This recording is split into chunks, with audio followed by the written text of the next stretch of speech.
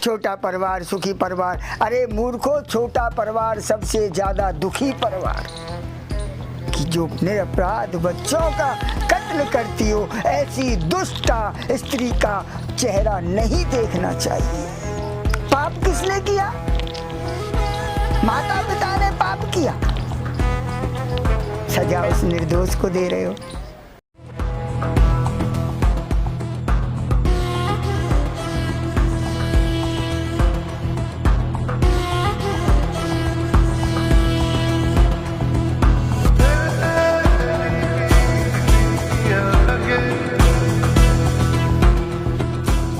देवादिदेव भगवान महादेव से और जगत जननी माँ जगदम्बा के चरणों में नमन करते हुए मैं यति कृष्णानंद गिरी, शिष्य परम पूज्य महामंडलेश्वर यति नरसिंहानंद गिरी, शिव शक्ति धाम डासना गाजियाबाद।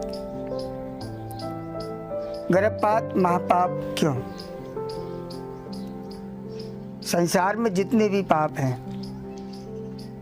उन सब में अगर कोई सबसे बड़ा पाप है तो भ्रूण हत्या का पाप है।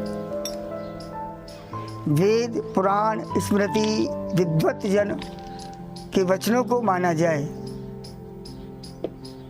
तो संसार में केवल एक ही सबसे बड़ा महापाप है, वो है भ्रूण हत्या। एक जंगली जानवर, हिंसक से हिंसक जानवर, वो भी अपने बच्चे का गर्भ में हत्या नहीं करता, वो भी उसे जीवन देता है। और सनातन में कहा गया है कि मातृदेवो भव पितृदेवो भव। जिनको ईश्वर की उपाधि दी गई हो और उनके द्वारा ये कृत्य किया जाए तो कितना घातक है महाराज। माँ, संसार का अगर सबसे पवित्र अगर कोई नाम है तो वो है माँ।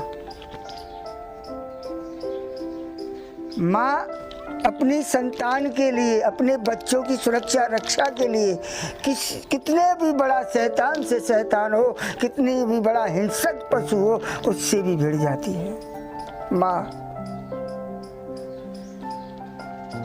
और जब वही माँ अपने गर्भ में अपने गर्भस्थ शिशु को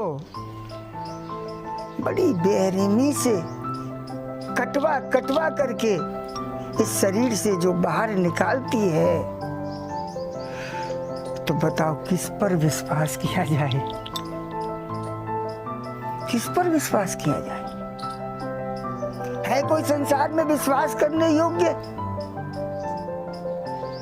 भगवान कृष्ण ने ब्रज में अवतार लिया, छठे दिन कृष्ण पूतना का वध करते हैं।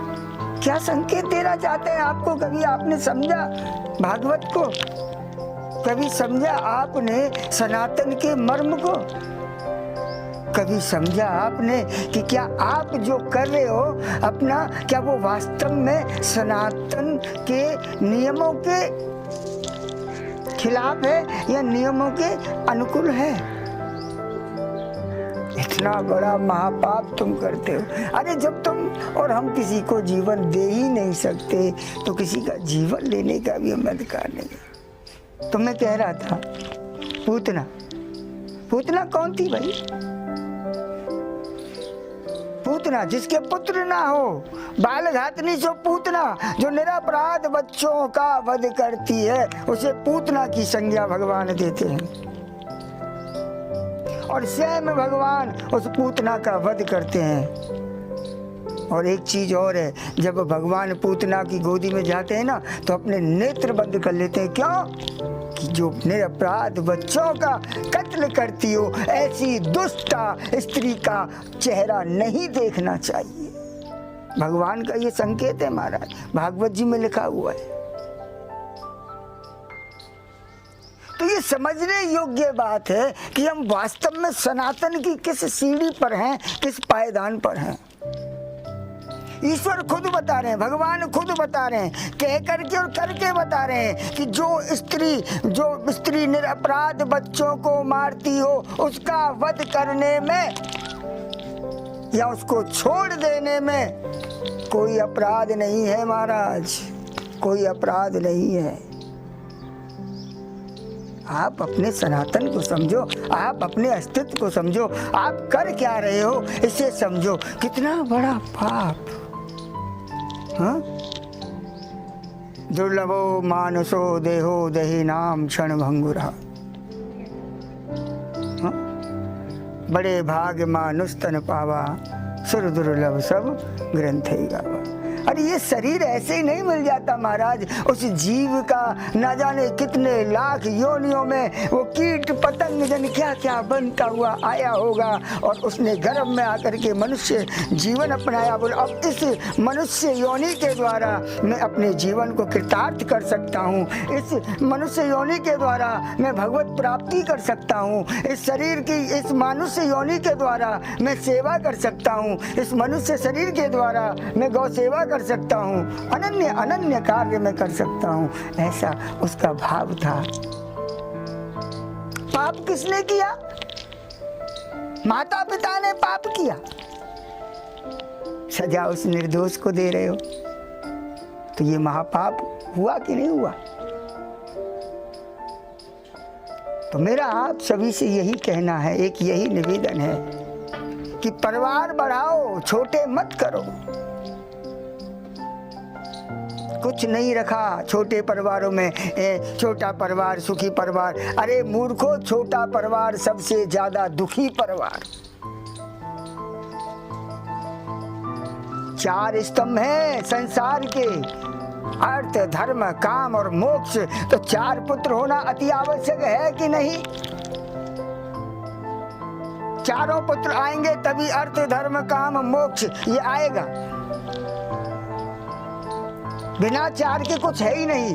कहते हो कि एक बेटा से क्या तुम्हारी, बोले बेटा होगा तो मुखाग्नि देंगे।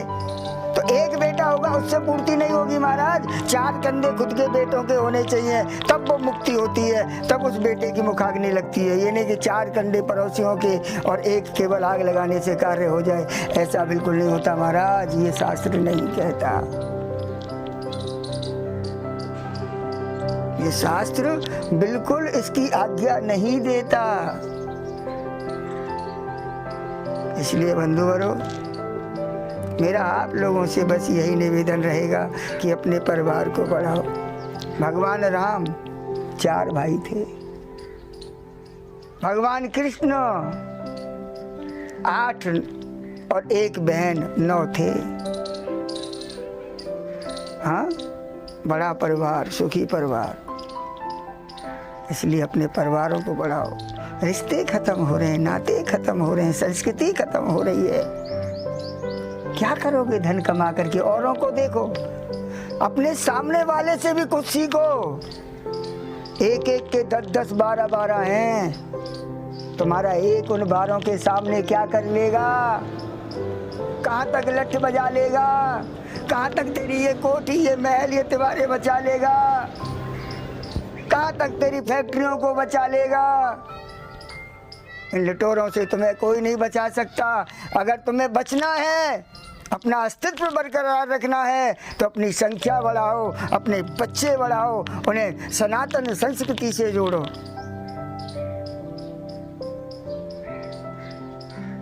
ये महापाप मत करो भाई, मत करो। बस आज के लिए इतना ही। कल फिर मिलेंगे किसी एक नए विषय के साथ। आइए हम सब मिल करके बोलते हैं, हर हर महादेव, हर हर महादेव, हर हर।